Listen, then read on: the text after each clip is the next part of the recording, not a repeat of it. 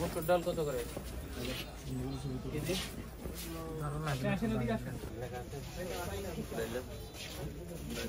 তো ডাল লেখা আছে কিনা 110 টাকা করে।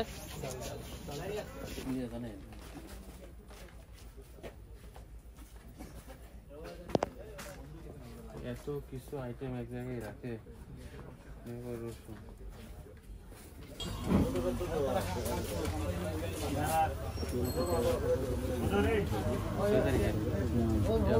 কিছু তো নাই আছে, লেখা আছে। হ্যাঁ দেখি আমি খাইতে পারবো? খাইলে পেট খারাপ হবে না? হ্যাঁ কিভাবে বুঝবো? মানে আপনার কে সার্টিফাই করলো? গোড় জিনিস মোরগ দিয়ে বিক্রি করতেছেন। আমরা যে পয়েন্টগুলো পাইলাম এগুলো এই যে চাল কোনটা কত উনি বলতে পারেন না, উল্টা পাল্টা লেগে যাচ্ছে, কারণ এখানে কোনো মূল্য লেখা নাই। প্রথম শর্ত হইল ভোক্তা অধিকার সংরক্ষণ আইন অনুযায়ী যে পণ্য আপনি বিক্রি করবেন সেটার মূল্য লেখা থাকতে হবে। একটু খুচরা বিক্রি করতেছেন আপনার এখানে অবশ্যই একটু ট্যাগ দিয়ে মূল্য লেখা থাকবে। এটা একটা অপরাধ হয়েছে, এটা বুঝতে পারছেন? আচ্ছা, তারপরে যে গুড়ের বিষয়টা দেখেন, এখানে আপনার তারিখ থাকার কথা, মূল্য থাকার কথা, ভালো ভালো প্যাকেজ থাকার কথা, এগুলো নাই। ঠিক আছে, এটা আর একটা হলো 37 ধারা অনুযায়ী অপরাধ, এটা বুঝতে পারছেন তো যে অপরাধ। তারপরে আপনার আইটেম আছে অনেকগুলো, এখানে অনেকগুলার দাম নাই, দাম লেখা নাই, যেগুলো মানে পরিবর্তিত হয়। মূল্য তালিকা পূর্ণাঙ্গ না, কয়েকটা লেখা না, আইটেম 300 আছে। আপনার যেগুলো তো লাগবে না, এগুলো তো ফিক্সড রেট। যেটা পরিবর্তিত হয় এটা তো লাগবে। আদা সামনে পাইছি, এটার সাথে লাগানো, কিন্তু আদার মূল্যই নাই, দেওয়া নাই। এরকম অনেকগুলো বিষয় আছে। আর হলো যে সিলিন্ডার আপনি রাখছেন, এই দোকানে সিলিন্ডার রাখার কথা না, সুযোগ নেই। এই দোকানে গ্যাসের বিস্ফোরক জাতীয় জিনিস মেইন অফিসেই থাকতে হবে। এখানে সামনে না, গোডাউন থেকে নিয়ে আসতে হবে। আমরা আরেকটা দোকান দেখছি এরকম রাস্তার উপরে রাখছি, আমরা যাবো এখানে, তো এইটা এখানে রাখার সুযোগ নেই, বুঝতে পারছেন তো? অনেকগুলো অপরাধ হয়েছে। আবার নতুন আইন আছে, খাদ্যশস্য লাইসেন্স লাগে, ঠিক আছে? 23 সালে আইন হয়েছে, খাদ্যশস্য লাইসেন্স নাই, 23-24 লেখা আগেরটা, কিন্তু দোকানে কোনো কাগজ নাই। বুঝতে পারছেন তো কতগুলো অপরাধ হয়েছে? এটা স্বীকার করছেন তো? যেটা বলছেন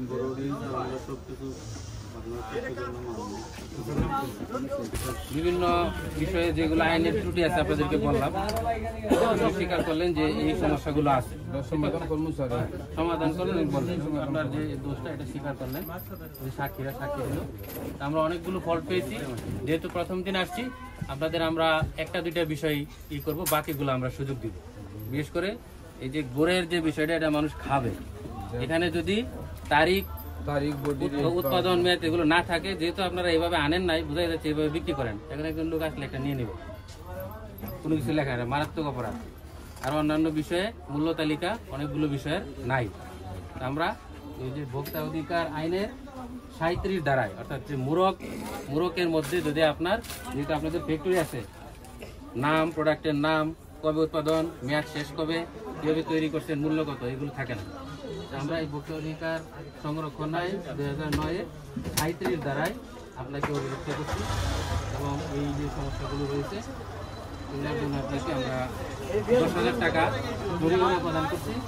10,000 টাকা অনাদায়ে, 10,000 টাকা জরিমানা অনাদায়ে 7 দিনের বিনাশ্রম কারাদণ্ড প্রদান করা হয়।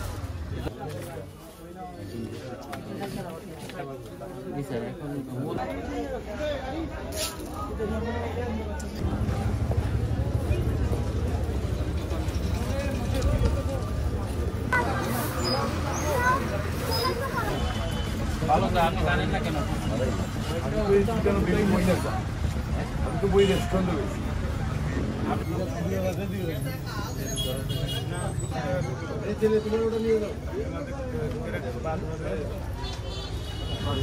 এটার কথাই বলা হয়েছে, ট্রেনের উপরে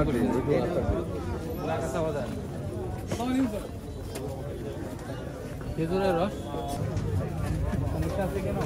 কাগজ 60 টাকা কেজি। লেবু লেবু হালি কটা করে 30 টাকা। ধনিয়া, ফুলকপি কি কেজি হিসাবে বিক্রি করেন?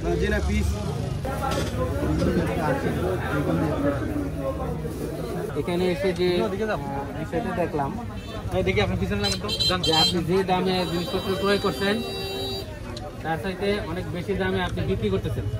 দাঁড়ায় আছে আপনার যে কটা পাইছে এই কটা বলি, আপনি পেছায় না, সবাই বুঝতেছেন। এই জিনিসগুলো আমরা পাইছি যে আপনি দাম বেশি রাখছেন, কথা বুঝতে পারছেন কিনা? দাম বেশি রাখা, দ্রব্যমূল্য ওই যে ই করে মানুষের মধ্যে অসন্তোষ তৈরি হয়, এটা যে অপরাধ, এটা তো বুঝতে পারছেন।